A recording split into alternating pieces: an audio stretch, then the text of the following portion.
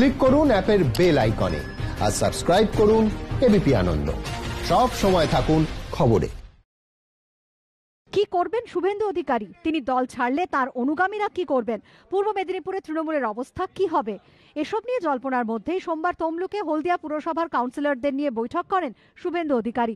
উপস্থিত ছিলেন মুর্শিদাবাদের বেশ কয়েকজন কাউন্সিলরও। এর 24 ঘন্টাও কাটল না, তড়িঘড়ি হলদিয়া পুরসভার 29 জন কাউন্সিলরকে তৃণমূল ভবনে তলব করলেন ফেরহাদ হাকিম। তৃণমূল সূত্রে খবর, মুখ্যমন্ত্রীর নির্দেশেই এই বৈঠক। সূত্রের খবর, তৃণমূল ভবনে হলদিয়া পুরসভার 29 জন তৃণমূল কাউন্সিলরের মধ্যে 25 জন উপস্থিত হন। অসুস্থতার কারণ দেখিয়ে আসেননি 4 জন। দলে যদি আমরা দলে আলোচনা বাইরে করি তাহলে ব্রিগেড প্যারেড গ্রাউন্ডে করব। তাহলে হলদিয়ার কাউন্সিলররা এসেছিলেন। বৈঠক থেকে বেরিয়ে পূর্ব মেদিনীপুরের রাজনীতিতে শুভেন্দু বিরোধী নেতা হিসেবে পরিচিত হলদিয়ার কাউন্সিলর দেবপ্রসাদ মণ্ডল সুর চড়ান।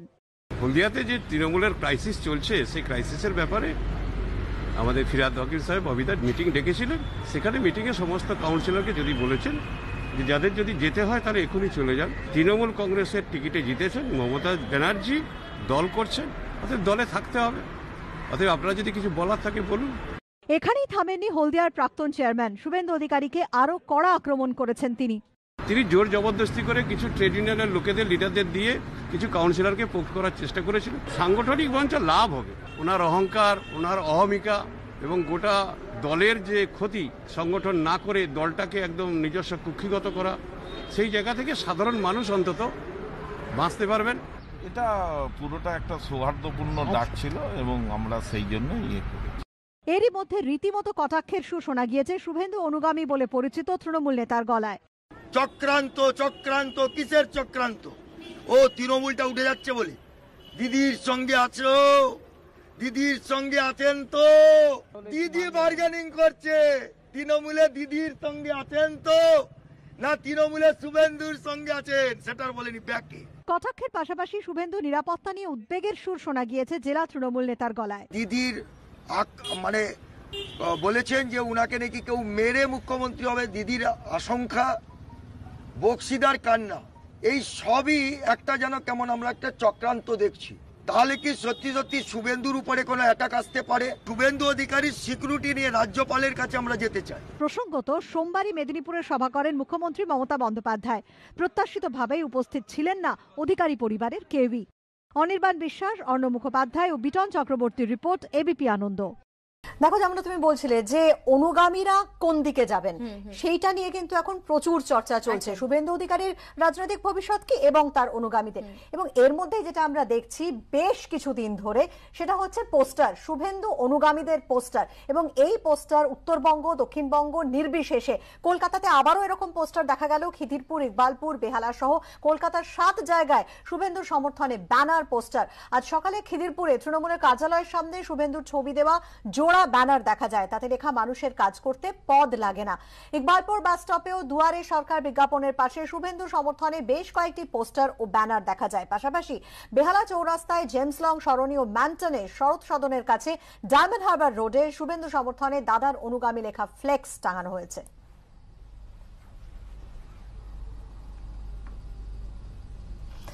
ইকবালপুরে যে পোস্টার পড়েছে সেই ছবি তুলে ধরেছে আমাদের প্রতিনিধি সন্দীপ সরকার। শুভেন্দু অধিকারীর সমর্থনে এক ঝাঁক পোস্টার এবং ব্যানার পড়ল এবার ইকবালপুরেও। ইকবালপুর মোড়ে আমরা দাদার অনুগামী লেখা ব্যানার এইভাবেই ডিভাইডারের উপরে লাগিয়ে রাখা হয়েছে, যাতে অবশ্যই তৃণমূল কংগ্রেসের প্রতীক চিহ্ন নেই। এর পাশাপাশি ইকবালপুরের যে বাস স্ট্যান্ড রয়েছে, সেই ইকবালপুর বাস স্ট্যান্ডে সেখানেও আমরা দেখতে পাচ্ছি যেখানে দুয়ারে সরকারের বিজ্ঞাপন রয়েছে, তার ঠিক গায়েই এখানে শুভেন্দু অধিকারীর ছবি দেওয়া আমরা দাদার অনুগামী লেখা এক ঝাঁক পোস্টার লাগানো হয়েছে। মানুষের কাজ করতে কোনো পদ লাগে না, ঠিক সেই একই শব্দবন্ধ এখানেও। কে বা কারা কখন এই ব্যানার এবং পোস্টারগুলি লাগিয়ে দিয়ে গেছেন সেটা স্থানীয় মানুষজন বলতে পারছেন না। কিন্তু সকালবেলা, একদম সাত সকালে ভোরের আলো ফোটা মাত্রই এই পোস্টারগুলো সকলের নজরে এসেছে। একেবারে যেখানে দুয়ারে সরকারের বিজ্ঞাপন রয়েছে, সেই দুয়ারে সরকারের বিজ্ঞাপনের একদম গায়ে আমরা দাদার অনুগামী লেখা পোস্টার লাগানো হয়েছে। সঞ্জয় চট্টোপাধ্যায়ের সঙ্গে সন্দীপ সরকার, এবিপি আনন্দ, কলকাতা। পরপর 3 দিন জল্পনার মধ্যেই ফের তৃণমূলের হেভিওয়েট নেতা তথা বনমন্ত্রী রাজীব বন্দ্যোপাধ্যায়কে নিয়ে পোস্টার ফেস্টুন পড়ল 2 জেলায়। সোমবারের মতো মঙ্গলবারও পোস্টার পড়েছে বনমন্ত্রী নিজের জেলা হাওড়াতে। এদিন জিটি রোড সংলগ্ন বালিখাল, বালি নিমতলা সহ একাধিক জায়গায় রাজীব বন্দ্যোপাধ্যায়ের ছবি সহ পোস্টার দেখা যায়। কোথাও লেখা শীত গ্রীষ্ম বর্ষা রাজীব দা ভরসা, কোথাও আবার লেখা দিকে দিকে লাখে লাখে চাইছে মানুষ রাজীব দাকে। আমরা দাদার সমর্থক ও দাদার ভক্তদের নামে দেওয়া হয়েছে পোস্টারগুলি। অন্যদিকে একই রকম ছবি সহ পোস্টার ফেস্টুন পড়েছে বাঁকুড়া শহরের মাচানতলা ও স্টেট ব্যাংক মোড়ে। এখানে পোস্টার ফেস্টুন দেওয়া হয়েছে আমরা রাজীবপন্থীদের নামে। কিন্তু কারা দিচ্ছে এই পোস্টার ফেস্টুন? নেপথ্যে বিজেপি রয়েছে বলে অভিযোগ তুলেছে ঘাসফুল শিবির। বিরোধী দল তারা যে কুৎসা অপপ্রচারে সবসময় ব্যস্ত রয়েছে, তার একটা অন্যতম দিক এই জায়গাতে। সুতরাং তারা এইভাবে মানুষকে বিভ্রান্ত করে ভাবছে ভোটে জিতবো। তৃণমূল দলটাতে মানে যদুবংশের মুসল পর্ব শুরু হয়ে গেছে। আসলে তৃণমূল দলটা এরপরে তাসের ঘরের মতো ভেঙে পড়বে। ভারতীয় জনতা পার্টি এমনিতেই ক্ষমতায় আসবে আর 200-র বেশি সিট পাবে। গত রবিবার হরিদেবপুরে একটি অনুষ্ঠানে গিয়ে ক্ষোভ উগড়ে দেন রাজীব বন্দ্যোপাধ্যায়। এরই সঙ্গে আরো একটি তাৎপর্যপূর্ণ মন্তব্য করেন রাজীব। এখন হচ্ছে স্থাপকতার যুগ, অর্থাৎ আমি ভালো বললে ভালো বলতে হবে, আমি খারাপ বললে খারাপ বলতে হবে। অর্থাৎ শুধুমাত্র হ্যাঁতে হ্যাঁ নাতে না এইটুকু মেলাতে পারলে তবেই তুমি ভালো, নতুবা তুমি খারাপ। রাজীব বন্দ্যোপাধ্যায়ের এই মন্তব্যের পরই জল্পনা জোরালো হয়, তাহলে কি শুভেন্দুর পর এবার রাজীবের সঙ্গেও তৃণমূলের দূরত্ব তৈরি হচ্ছে? এরপরই জেলায় জেলায় শুভেন্দুর মতো রাজীবের সমর্থনে পোস্টার পড়তে শুরু করে, যা অত্যন্ত তাৎপর্যপূর্ণ বলেই মনে করা হচ্ছে। ভাস্কর ঘোষ ও পূর্ণেন্দু সিংহের রিপোর্ট, এবিপি আনন্দ। শুভেন্দু অধিকারী থেকে রাজীব বন্দ্যোপাধ্যায় এমনকি ফিরহাদ হাকিমও এতদিন দেখা গিয়েছে মন্ত্রী বিধায়কদের সমর্থনে পোস্টার। এবার সেই গণ্ডি ছাড়িয়ে অরাজনৈতিক ফ্লেক্স পড়ল তৃণমূল সাংসদের সমর্থনেও। মঙ্গলবার পশ্চিম বর্ধমানের দুর্গাপুরের 27 নম্বর ওয়ার্ডের বিভিন্ন জায়গায় দেখা গেল পূর্ব বর্ধমানের তৃণমূল সাংসদ সুনীল মণ্ডলের সমর্থনে ফ্লেক্স। সেখানে শুধু তিনি নন, তার সঙ্গে রয়েছে শুভেন্দু অধিকারীর ছবিও, আর নিচে লেখা সুনীলদা আমরা শুভেন্দুদার সঙ্গে তোমাকেও চাই। স্বাভাবিকভাবে এই ফ্লেক্সকে ঘিরে নতুন করে জল্পনা তৈরি হয়েছে সুনীল মণ্ডলকে ঘিরে, যা আরো উস্কে দিয়েছেন সাংসদ নিজেই। কারা কোথা থেকে কিভাবে কি মারছে, কোথায় কি পড়ছে, সারা রাজ্যেই তো পড়ে যাচ্ছে দেখছি, বিভিন্ন জনের নামে পড়ছে। এখন পাবলিককে তো এটা মানানো যাবে না, পাবলিক নিজে থেকেই মারছে। এখন যারা যাকে ভালোবাসে সেই হিসাবে মারছে, কিছু করার নেই। অবশ্যই খারাপ বার্তা। দলের পরিকাঠামো, মানুষের মধ্যে ক্ষোভ ধীরে ধীরে জমছে, এটাই তো ক্ষোভেরই বহিঃপ্রকাশ। অর্থাৎ দলের অন্দরেই যে নেতৃত্বকে নিয়ে ক্ষোভ, তা স্বীকার করে নিলেন তৃণমূল সাংসদ। যদিও এই সমস্ত পোস্টার ফ্লেক্সের পেছনে বিজেপির চক্রান্ত দেখছে তৃণমূল নেতৃত্বের একাংশ। সুনীল মণ্ডল আমাদের দলের এমপি এবং যথেষ্ট যোগ্য নেতা, এখানে আমাদের সঙ্গেই আছেন এবং দল থেকে বেরিয়ে যাবেন বলে এরকম কোনো খবর নেই। এটা হচ্ছে বিজেপির একটা চক্রান্ত, তৃণমূল কংগ্রেসকে ভাঙানোর খেলায় নেমেছে। সুনীল মণ্ডল কেন, অনেকে রয়েছে যাদের তৃণমূল থেকে মোহভঙ্গ। তৃণমূল কংগ্রেস মানে পিসিআর ভাইপোর লিমিটেড কোম্পানি। পরে অনেকের নামে দেখবেন জায়গায় জায়গায় তারা হয়তো নিজের ইচ্ছা প্রকাশ করতে পারছে না, ওপেনলি বলতে পারছে না। তাদের অনুগামীরা হোক, তারা ইচ্ছা করে করাচ্ছে, যাই হোক, তারা তৃণমূলের মধ্যে কোণঠাসা, তৃণমূলের মধ্যে তারা চলতে পারছে না, এটা খুব পরিষ্কার। তৃণমূল সাংসদের সমর্থনে ফ্লেক্স ঘিরে যখন জল্পনা তুঙ্গে, তখন বর্ধমান শহরের বিভিন্ন জায়গায় দেখা গেল শুভেন্দু অধিকারীর সমর্থনে পোস্টার, সঙ্গে রবীন্দ্রনাথের কবিতার বিভিন্ন পংক্তি। তবে এবার দাদার অনুগামীরা নন, প্রচারে শুভেন্দুর ফ্যান ক্লাব। শুধু পোস্টারেই থেমে নেই শুভেন্দুর অনুগামীরা। এদিন মেমারির রসুলপুরে রাস্তায় নেমে মাস্ক ও স্যানিটাইজারও বিতরণ করেন তারা। মনোজ বন্দ্যোপাধ্যায়, কমল কৃষ্ণ দে, অদ্র মুখোপাধ্যায়, এবিপি আনন্দ। এবং এর আগেও আমরা যেমনটা দেখেছি যে বিজেপির কেন্দ্রীয় স্তরের নেতারা একাধিকবার কিন্তু বাংলার সফরে এসেছেন, আর এবার আজ রাজ্যে আসছেন জেপি নাড্ডা।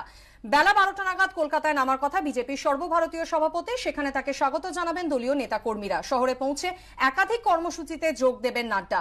দুপুরে হেস্টিংসে বিজেপি নির্বাচনী কার্যালয় উদ্বোধনের পাশাপাশি রাজ্যের 9টি জেলায় দলীয় কার্যালয়ের ভার্চুয়াল উদ্বোধন করবেন তিনি। এরপর ভবানীপুরে দলের আর নয় অন্যায় কর্মসূচিতে যোগ দেবেন। বিকেলে কালীঘাট মন্দিরে পুজো দিয়ে চা চক্রে যোগ দেবেন জেপি নাড্ডা। কথা বলবেন স্থানীয় বাসিন্দাদের সঙ্গে। আগামীকাল ডায়মন্ড হারবারে দলীয় সভায় ভাষণ দেবেন বিজেপির সর্বভারতীয় সভাপতি, যাবেন রামকৃষ্ণ মিশনে। দুপুরে স্থানীয় মৎস্যজীবীদের সঙ্গে কথা বলবেন তিনি। এরপর বিকেলে ডায়মন্ড হারবারেই তার সাংবাদিক বৈঠক করার কথা।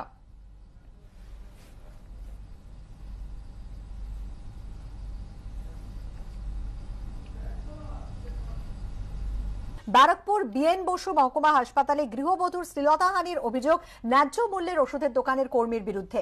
অভিযোগকারিনীর দাবি, গত বৃহস্পতিবার এক আত্মীয়ের চিকিৎসার জন্য তিনি হাসপাতালে যান। অভিযোগ, দ্রুত চিকিৎসা পাইয়ে দেওয়া টোপ দিয়ে তাকে হাসপাতালের একটি ঘরে নিয়ে যায় অভিযুক্ত। সেখানে গৃহবধূ শ্লীলতাহানি করা হয় বলে অভিযোগ। গতকাল টিটাগড় থানায় অভিযোগ দায়ের হয়েছে। অভিযুক্ত অধরা। হাসপাতালের রোগী কল্যাণ সমিতির সদস্যের অভিযোগ, হাসপাতালে অসামাজিক কাজকর্ম নিয়ে সুপারকে জানানো সত্ত্বেও ব্যবস্থা নেওয়া হয়নি। এ নিয়ে হাসপাতাল কর্তৃপক্ষের প্রতিক্রিয়া অবশ্য এখনো মেলেনি।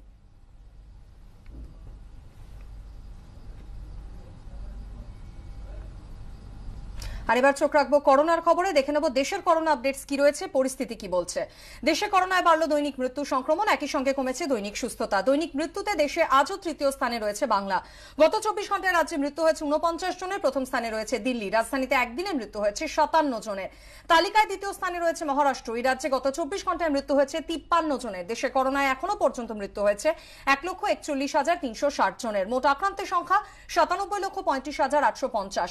গত 24 ঘন্টায় মৃত্যু হয়েছে 402 জনের। গতকাল দৈনিক মৃত্যু সংখ্যা ছিল 385। গত 24 ঘন্টায় আক্রান্ত হয়েছেন 32,080 জন। গতকাল দৈনিক আক্রান্তের সংখ্যা ছিল 26,567। তবে এরই মধ্যে করোনাকে জয় করে সুস্থ হয়েছেন 92,15,581 জন। গত 24 ঘন্টায় সুস্থ হয়েছেন 36,635 জন। গতকাল দৈনিক সুস্থতার সংখ্যা ছিল 39,045। দেশে মৃত্যুর হার 1.45%। সুস্থতার হার বেড়ে হয়েছে 94.66%। আর এবার ওয়ার্ল্ড আপডেট, অর্থাৎ বিশ্বে করোনার ছবিটা কি একবার দেখে নেব। বিশ্বে করোনায় বাড়লো দৈনিক মৃত্যু, কমলো সংক্রমণ, একই সঙ্গে কমেছে দৈনিক সুস্থতা। করোনা এখনো পর্যন্ত বিশ্বে মৃত্যু হয়েছে 15,55,031 জনের। আক্রান্ত হয়েছেন 6,81,48,400। এরই মধ্যে করোনাকে জয় করে সুস্থ হয়েছেন 4,38,88,204 জন। গত 24 ঘন্টায় মৃত্যু হয়েছে 11,841 জনের। একদিনে সংক্রমিত 6,18,602 জন। গত 24 ঘন্টায় সুস্থ হয়েছেন 4,55,576 জন।